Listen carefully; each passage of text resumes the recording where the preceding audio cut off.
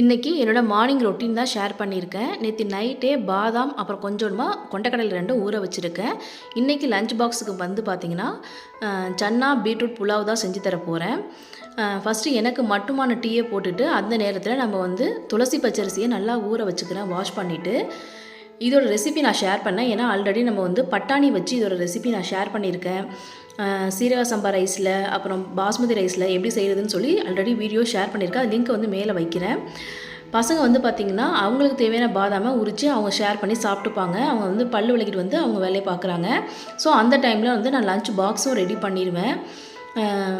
கொண்டக்கடலையை வந்து சாதாரணமாக சுண்டலாக செஞ்சு கொடுத்தா பசங்க சாப்பிட மாட்டேங்கிறாங்க. ஸோ இதுமாரி ரைஸில் சேர்த்து கொடுத்தோம் அப்படின்னா லஞ்சோடு சேர்த்து சாப்பிட்டு வந்துடுவாங்க.